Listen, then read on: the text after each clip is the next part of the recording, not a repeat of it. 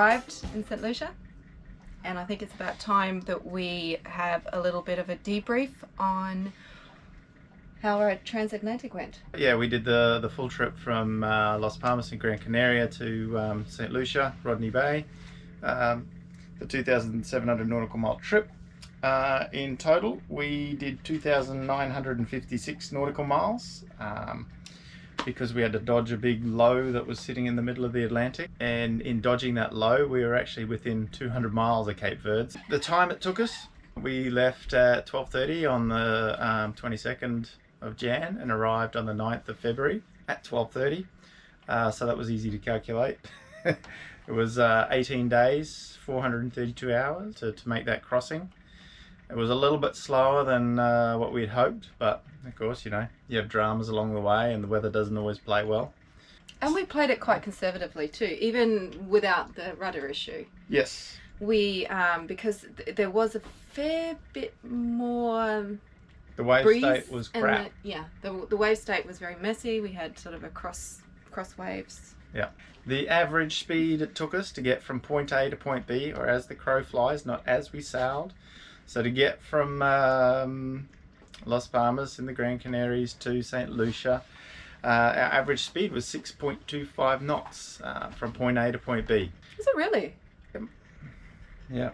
And our average speed that on the course that we sailed was 6.85 knots. If we round things out a little bit and say that we did 3,000 nautical miles instead of doing 2,956, because there could be some discrepancies there, our average speed was 7 knots. I mean, we were quick. We were quick a lot for quite a bit of it during the day, and then we'd back it off at night. Like, we didn't always run Frankie at night. We very rarely ran Frankie at night because the pattern that we were seeing is we'd sort of have 16 to 18 knots during the day, which was fine. Full Frankie weather, send it, boat would be sitting on 9-10 knots all day.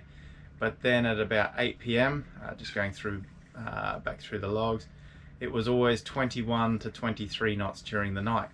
At about 8 p.m, it would sort of start to come up, which was too much for Frankie, and it was at night. So, and then the transition to our jib, the step was too big, so we'd go from sitting at 9-10 knots down to sitting at 5.5-6 knots, yes, just because we were running deep. Yeah, so I think we sort of have decided, we've thought about that already, that we probably need that crossover sail. That's what we're missing, really, isn't it? Yeah. A bigger Genoa. So that meant that we had average daily distances of 164 nautical miles, which is, you know, not to be sneezed at. 165 nautical miles a day average. That's what we did. We did a couple of 195 mile days. We're chasing the magic 200 mile number. a day. If we can do 200, we're 200 golden. miles a day is what we're trying to achieve with our boat. We just can't get there yet. and that's not close. pushing it. That's, you know, it's our house, our home, and got the kids and all that on board. So I still got to cook dinner. I can do a 200 mile day in this boat, no dramas, the way it is at the moment, but nobody's going to be happy at the other end of it. So I've got to be careful that, you know, don't want to scare anyone and put anyone off this. So 200 mile days comfortable is the daily average we're chasing. We're at 165, so we've got some work to do in making it better. So. Yeah, but that was we did say that was a slow crossing, and we were quite conservative. Yes, so. For us it was a slow crossing because we had a couple of things that we hadn't planned or anticipated for. One, we had more wind than we expected. Our boat, we can actually do bigger averages in less wind. As soon as we're in that 20 knot range, we actually start sailing quite conservatively with the boat, and the sea state and the wave state. The sea state is everything. If you want to look at doing big daily averages, sea state is everything. And when the wind is at 17, 18 plus, the sea state starts to turn to rubbish, and you've got to start slowing down. In 12 to 14 knots, the sea state's really slight or much better, quite flat. Our boat's quite powerful, and Loves we will it. do. Yes. Our boat will sit on 10, 12 knots in 12, 14 knots of breeze, and you barely know you're doing 6 knots. It feels like you're doing 6 knots. Yeah, we started at the beginning of this crossing, we started looking for the weather, and by the end of it we were trying to get away from the weather, weren't we? We were seeking out the lighter stuff because we just, the boat performed a lot better. It sort of comes back to why you want a boat to be able to sail well in light airs. And the number one reason you want your boat to be able to sail well in light airs is if you can sail fast and well in light airs, the sea state's nice. You don't have to go chasing the bad weather. If you go chasing 20 knots, you're going to be chasing big waves and shite weather. Yeah. So now you know where we went, how long it took us, the average sort of speeds it took us. 7. Yeah, average speed is 7. Yeah. Not 6. Yeah. So I guess sort of what were the highlights of the trip? You've probably seen a few bits and pieces. We got to see the Moroccan Navy, which was cool. Having good runs with Frankie up. We had some fantastic days with Frankie up, especially when the wind was around that 16 to 18 knot mark, and we could have one reef in. So quite a fair bit of mainsail as well, and with a bit of the Atlantic swells. We had peak speeds of GPS recorded 17.8 and log recorded of 18.2. Oh, really? So, that much? I know we were sitting on 12 a lot of the time. after a lot of time, it was closer to the St. Lucia end. We heard a call on the VHF after being quiet. We saw nothing on the AIS for at least 12 days. And then we heard a conversation between an Atlantic rower and another yacht, and she was calling the other yacht to ask them not to Run her that over? they wouldn't run her over, which was pretty cool. And she had been at sea for 2 months. Yes. Crazy On her nuts. own. And the other cool thing was the amount of flying fish that we saw, like schools and schools of flying fish. Particularly once we sort of got into the lower latitudes. The scarier bits and the low light bits, like we said. Power. No, right up the thing, yeah. Up near Morocco, when we saw the Moroccan Navy, there was a few odd questions they asked us when they were talking to us at the VHF. And I was asleep, and Anna came rushing down because she was quite worried about a small high-speed vessel coming towards us from the Moroccan coast. And the Navy that had just been with us had asked us about suspicious activities and things like that. And we'd heard of other pirate problems in this area a few days before us. So that was a moment. Yeah. That was one of the only 2 times I used the engines on the boat. I have to say that was the scariest, for me that was the scariest part of the trip. Was that sort of thing you have no control over. Losing a rudder, or storms, or you've got tools in place that you can deal with that sort of situation. But seeing this boat on the horizon that was heading straight for us, and kids on board, and there's nothing we could have done to outrun them. No, exactly. So it could have been a genuine fishing boat, or it could have been a scout boat, but thankfully the Moroccan Navy had been passed, and they had actually told us to call them on 16 if we saw anything suspicious. So I called them on 16, and once I did that, there was a small deviation in the small boat that was coming towards us. Yeah, the boat sort of deviated away. We also made a small deviation, not a 90-degree turn. We did. Well, after they went past, then I made a 90-degree turn and went directly west for 100 miles with the motors on as fast as we could. Yeah. Next one. Couple of days, the really shite weather from the big low. Yeah, the weather was really messed up. Like, it took us a long time to find a weather window from from Cadiz down to the Canaries to start with. Yeah, because of the big lows that were going through the Atlantic. So everything was back to front. Like, so we were trying to not to get down there without having to go upwind. Yeah. And then sort of these lows that were sitting way too right in the middle of the Atlantic. The biggest issue was when the breezes were favourable. That was fine. We got the good breezes in the right directions, but the leftover swell, that was the kicker. So the new sea state would come with the wind, and that would be more wind-blown stuff, but the ground swells from the low were still passing literally in the opposite direction, and that made for a sea state that was difficult to manage. It was a crossed sea state, so you'd have these peaks of waves, and then you'd have these troughs or holes, and that made things quite uncomfortable. And there was 3 days of uncomfortableness and cloudiness and rain and squally type conditions, and it was still quite cold, and it was beam on as well. So that was very unpleasant. The other low light was having to slow down so much at night as the wind came up every night, and we sort of touched on that before, because we didn't have that sail to transition between the asymmetric fractional and the jib.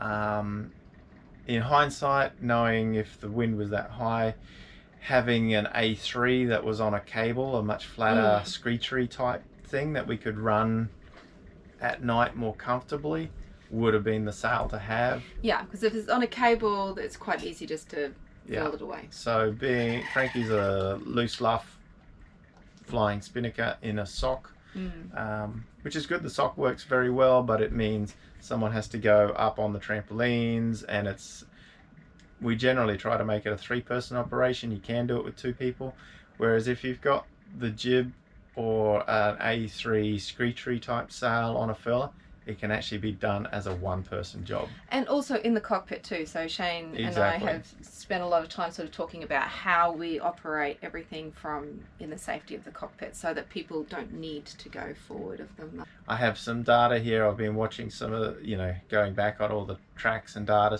and looking at actually, trying to look at these sails and sail combos and things like that, how quick these wind pressure fronts creep up on you, how much time do you really have, because when you're in the moment, 10 minutes is a really, really long time, or half an hour is a really long time, depending on how excited you are, what the sea states and conditions are. So I've been sort of trying to look at how fast this breeze creeps up on you, and sort of wind increases, and it's a little bit interesting that by the time you sort of actually see some, so the ones that I remember actually seeing and going back and looking at how far we traveled, how quick the breeze accelerated on us and things like that, and the time and the decisions to make these things, a lot of them were inside less than a 15-minute window, and the critical bit where stuff really happened in the big acceleration zones, you're in less than 5 minutes of gone, oh, we should have reefed 5 minutes ago, and 5 minutes, and then you look at the time it takes to do these maneuvers. Something like pulling the bucket down on Frankie is more than a 10-minute maneuver.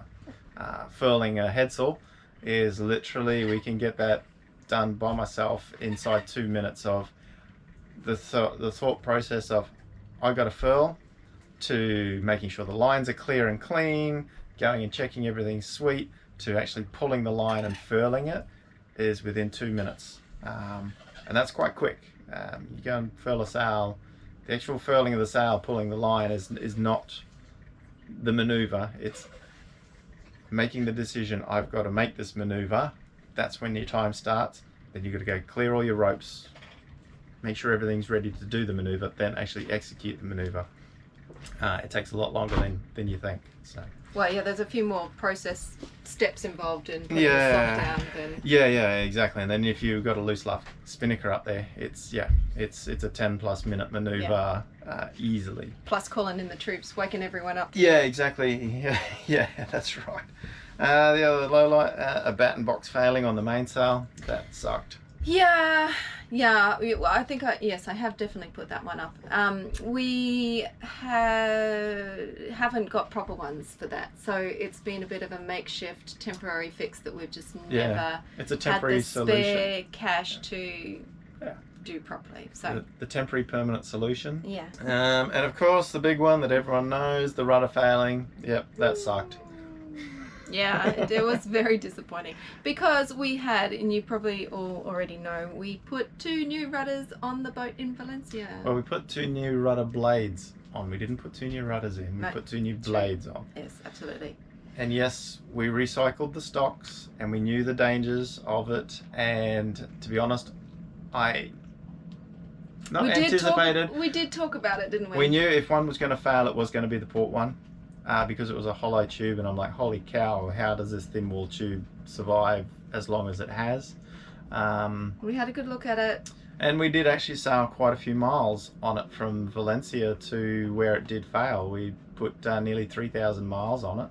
It was a little bit of a surprise that it did fall off, but it wasn't a surprise that it did fall off. And it was a little bit annoying that it fell off. Oh yeah, I think we've been kicking ourselves ever since. Yeah, and of course, hindsight's 20/20, but in the situation we were at the time, funds were stretched. Funds are always stretched. Time was stretched, and it was a case of... The logistics as well. It was the logistics of getting those stocks out on where we were, because we weren't up high enough on the cradle. Yeah. So we couldn't pull the actual stocks out, so we just took the blades off. Yeah. Put 2 decent ones on, and I mean they have been fantastic. The shape. Yeah, and it's cool. Everything. The step we're up. Happy with.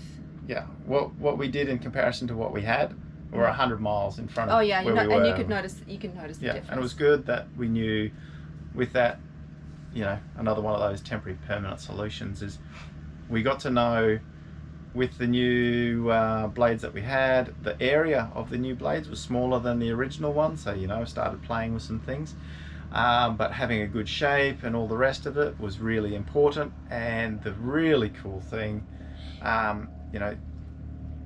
when things failures are great because they teach you lessons, and the lessons we learn is that the boat will sail with 1 rudder very safely, and will get us from point A to point B. So I now know when I design the new rudders that the area that we have and the sections that we're using are good and safe, and there is a fail-safe. Fail-safe as in that you can do it that if one breaks rudder. off, we can do it with 1 rudder. Yeah, because I think the big question that we've been asked is, would we carry a spare? No, is the answer. Yeah, it's a difficult one, isn't it? Because we do suffer from too much weight. Yep. We totally can feel it. So what spares do you carry? Yep. And our philosophy is, if it's life support stuff, if water makers, water making, water definitely pumps, keeping electricity, power, those sort of things, absolutely. Spares, we just can't afford. You can't lose that sort of stuff. The rudder we can get away with. Yeah. And we are a bit lucky that we have the skills to be able to build stuff. Yep. And also in the case that we had, we're in the middle of the Atlantic when we lost the rudder. Would we have been able to put the spare rudder in? The answer is no. Yeah, that's true. That's a very good point, because I think we still had that messy sea state. Yeah. I think we had it most of the trip was this messy sea state. Yeah. So because I would not be happy with you going in the water to put a new one in. Yeah. So we did. Just safety. When it broke, we stopped and assessed things, and you may have seen it when we stopped there. We took some time to assess the situation. When we were stopped, one of my thoughts was, if I had a spare rudder right now, how would I go about fixing it, while I'm just looking at, playing out the situations, because I'd like to know a solution in the future. and I'm looking at my transom going up and down, and we're in 2.5 meters of swell with a wind-blown sea stake because it's blowing 18 knots, and the transom was coming out of the water this far, up and down, and that would go into the water this far as well. Now if you imagine the boat's moving up and down this far, you know, our boat is 9 tons and I've got a rudder shaft which is 50 millimeters this round, and it's stainless steel, and I'm trying to get that into a hole that's that big without puncturing our hull. Right, yeah, and I'm trying to get that into there. Yes, we would have had a rope on the top of the thing and leading it all in, but the timing, me in the water, under the water, trying to guide that in, not communicating with the person pulling the rope, and the boat moving up and down, the chances of putting a 50 millimeter hole in the bottom of your boat, way too high. So risky, yeah. And yeah, we did look at all of that, and it was like, yeah. How would you even do it? Yeah. I mean, yes, it's great to say, yeah, I'm going to carry a spare, but then you got to think, how are you going to do it? How are you going to do it? And when it happens, 9 times out of 10, it's broken or it's exploded or whatever it is, because the conditions are yes, it's rubbish. not good. It's not good conditions. Yeah. Yeah. So yeah, it would. So it very much depends. Maybe your setup is better. Yeah. But for us and the setup that we have at this particular time, we just. Yeah. You've got to think of these scenarios that you will be in, and think of the worst conditions that you'll be in, because 9 times out of 10. That's the conditions you're going to be in. That's when it happens. That's the rudder. Yes, and it sucked losing it, but we learnt a lot of lessons. Yeah. We're going to try and source some carbon fiber stock. Yeah. And build some new stuff here. Yeah. So it's pushed us down the track of actually having to do this properly now. So the wingtip rudder thingy is back on the table. Is it? So for all of those that like and asking about the wingtip rudders, yes, that is very much on the table now, and will be a higher part. Okay. Yeah. The other low light,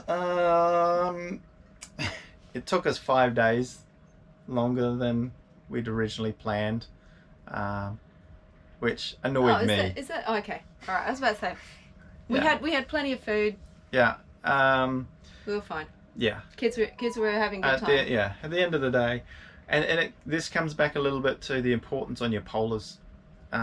So all the polars that we'd been building, and man, we're going to make some polars and things, some videos and things on polars and stuff, and weather routing, because the importance is so high. Like getting us out of trouble, the amount, I literally in the middle of the Atlantic had to email the guys at PredictWind to modify my polars, so that yes. Yeah, because we had one rudder and things changed, and I wanted to route. One of the downfalls to the PredictWind side of things is you can't modify your custom polar through their offshore app thing. So I actually had to email them and ask them to change it, and they very kindly. Oh, they did it straight away. I mean, yeah, and it was literally as soon as they got the email and all the rest of it, they were fantastic, and I think they're improving that system all the time. Yeah, but by the same token, I literally had the new polar written out and email. It was in the email, so all it was changing a file up there, and it took them 30 seconds. But the importance of polars and building your polars, man, can't stress it enough. And this was a great showing of it.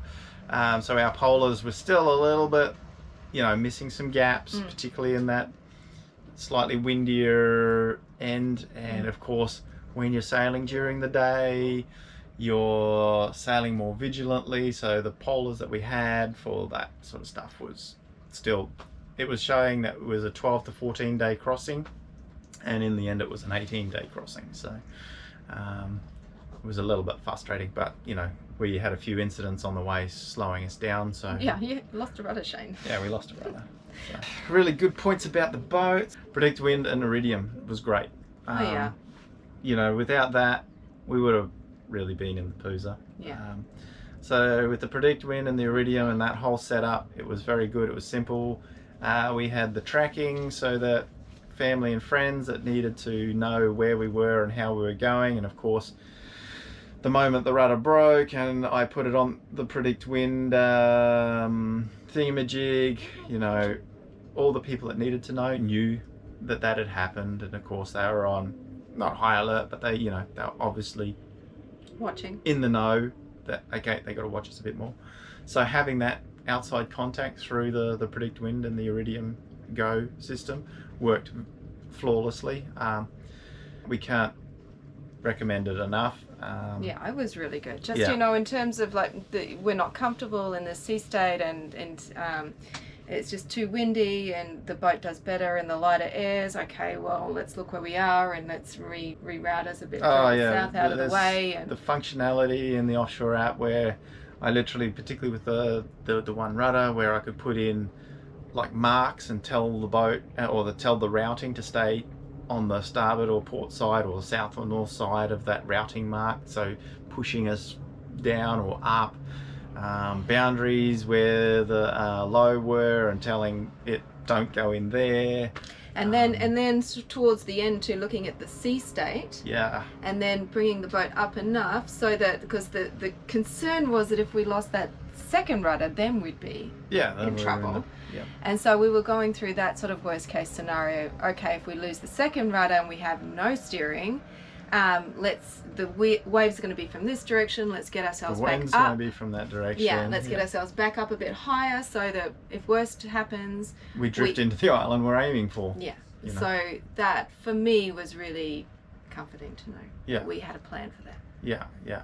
You've always got to think 2 steps ahead. Yeah. No matter what you're doing with these. Good job, PredictWind. Yeah. Our A3 spinnaker was awesome. The mainsail and the reefing systems worked well, very well actually. We have the lock on the main, that worked well. Particularly everybody on board the boat knows how the whole system works. The only thing I didn't like, for me to put it on the lock, I have to go forward to the mast to pull the trip line to get the lock to hold.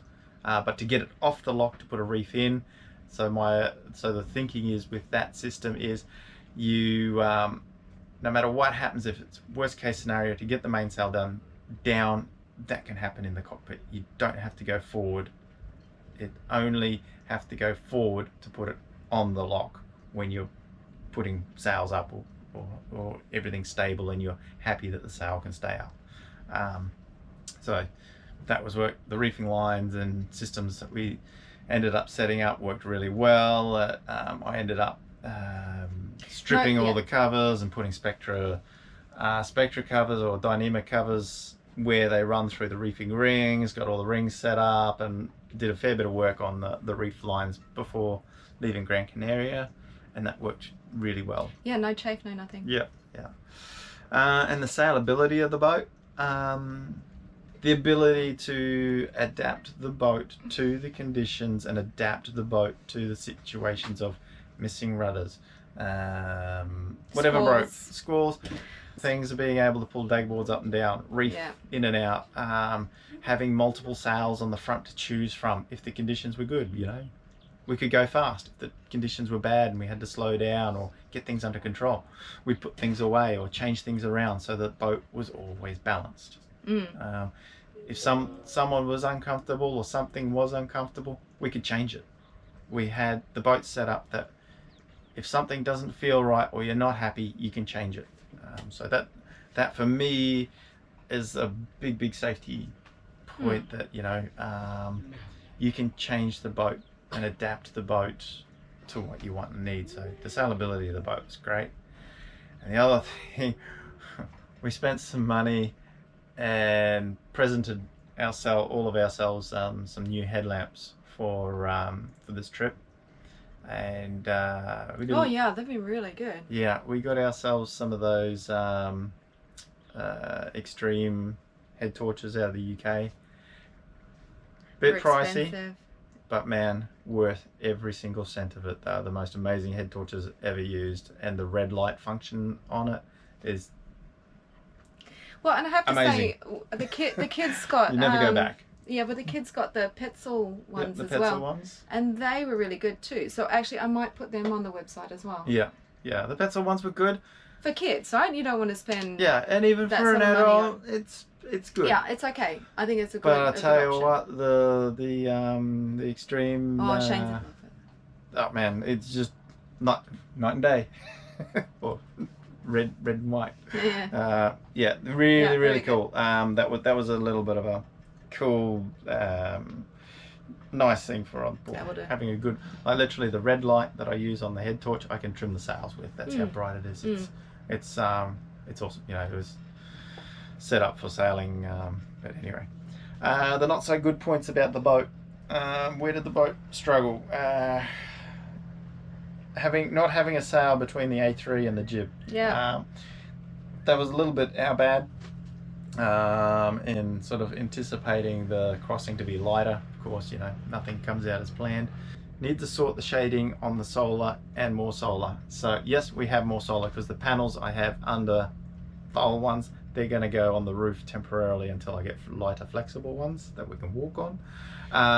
But the shading issue, holy shamoly, that was a big oversight. Well, it wasn't, because I know you were talking about it. Yeah, I knew as you were making this one. I knew shading would be an issue because I didn't have enough carbon batten to sit it all on, and I wanted it higher level with the roof. But it was a big oversight on my end that I didn't realize how big an effect it would have. Yeah, but you were talking about that even if it was up high, remember, you would still be in the shade. Yeah, with the direction that we were going. And then you were talking about the Watson Sea hydrogenerator, which would have proved a problem once we got closer into the Sargassum and areas. Because that weed was incredible. But by then we'd turned west and so then maybe you wouldn't have it down. But, so the other downside, not so good point, was wing deck slapping. So if anybody's ever sailed a catamaran, the wing deck slaps, and if it doesn't slap, then you've never sailed your boat outside the marina.